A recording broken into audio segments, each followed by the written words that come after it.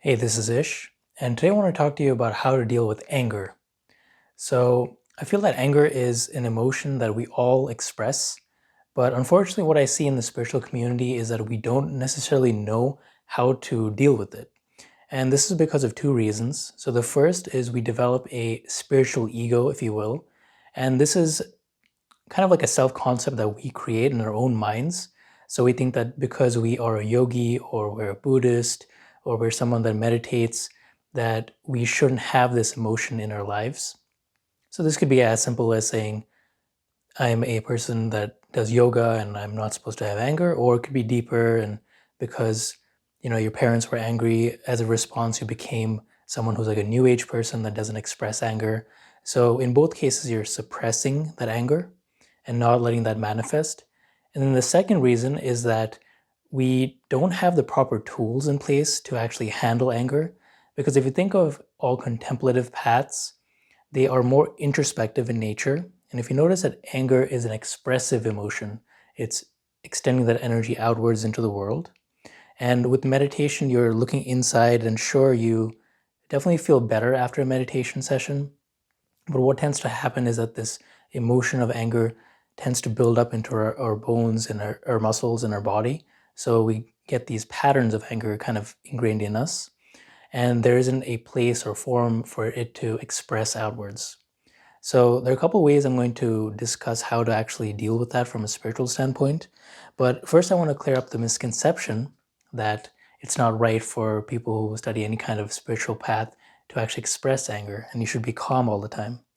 So one thing a prominent Zen master, this was Zen master Takeda Mokurai, said once, is that they say that if you practice Zen, you will be calm. Some misunderstand these words because they are attached to the literal sense of the word calm. They think that they're completely unaffected even when struck by a thunderbolt, but this is actually not true.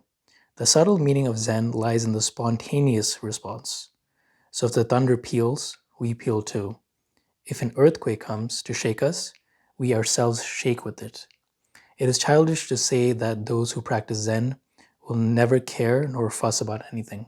So clearly, his response is completely different from what we think of Zen or any kind of meditation, that you have to be calm all the time.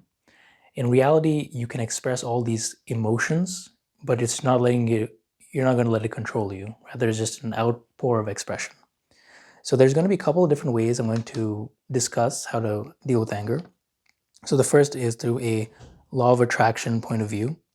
So anger focuses on what is unwanted, and basically what you want to do is shift your attention on what is wanted instead. So if you think of anger, it's I don't want to do this, I don't like how someone is treating me, I don't like the situation. It's all focused on what you don't want. And rather what you want to do is focus on what you would like instead. So if you received a lot of job rejections, for example, you're going to be angry because you're focusing on the rejection itself, which is unwanted. And instead, what you want to do is think of the wanted. So you could think to yourself and reframe it in your mind as now I'm on a path to finding a better job, or this position wasn't right for me, and now I'm one step closer to finding my ideal position. So you can see how I've changed my interpretation of the scenario. And this is very common of law of attraction, where you want to ideally change what is unwanted to wanted. Now, the second thing is I'm going to approach how to deal with anger through an energetic point of view.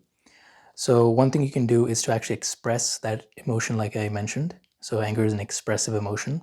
So you can do that by running, getting any kind of exercise, such as lifting weights.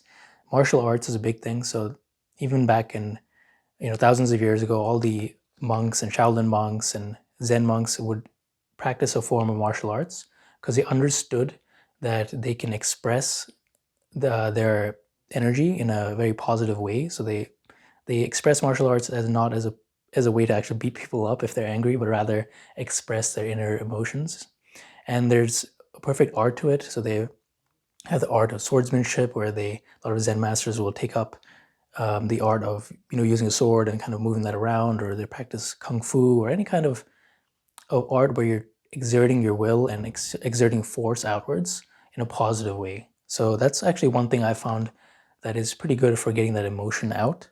And then another thing in terms of energy is that If you think of a scale of energy, and I've talked about Fred Dodson's book, Levels of Energy often, anger is a emotion that is high up on the negative frequencies, so it's much stronger and more powerful than being fearful and being scared of everything. So it is a more positive state than the lower ones, but one step above anger is actually just being calm and being at peace. So one way to get rid of the chronic angry states is to actually just get more rest. So this can be done by the form of meditation. You can go for a walk, you can get a massage, you can go to a spa. So anything where you can actually just relax and let go. So that's also another way to handle that.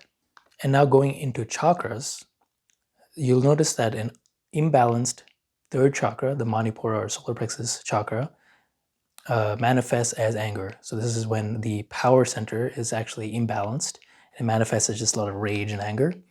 And actually, one antidote to that is actually by tapping into our fourth chakra, the chakra above, and that is Anahat, or the fourth chakra, which is related to love and kindness. So, in Buddhism, we learn that the antidote to anger is actually providing loving kindness practices. And this is the same for the yoga and chakra work as well. So if you're feeling particularly angry about a person, let's just say someone insults you and you're very angry, the antidote is actually to bring that person in your mind and bring kindness and love out to them, because you understand that they're people just like you and they're sentient beings. And they are also hurting themselves by being angry, because I've heard somewhere like anger is like giving someone poison and also drinking it too, because you're shouting at them, but you're also hurting yourself because you're creating that energy of anger within you.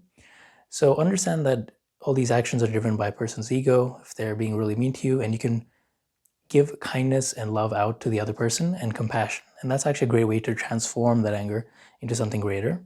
So loving kindness practices are thinking first to yourself, may I be happy, may I be free, may I be well, and then conducting that energy out to someone else. So you can say, may this person be free of suffering, may this person be happy, and may they be well, because you understand that they're people too. And other practices you can take on is any kind of loving practice, such as taking care of animals, plants, things, writing in a journal. So all activities that you can actually share love and kindness out to other people will soon transform this energy. But I think it's really important that you first accept this energy rather than suppressing it.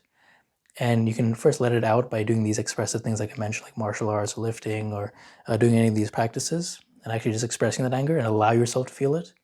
And then the second thing is to actually transform it, doing these other practices like loving kindness, or just bringing that attention out. So I hope this helps, and hope that you don't actually suppress this energy, but actually allow it and use it as a point to grow. Thanks.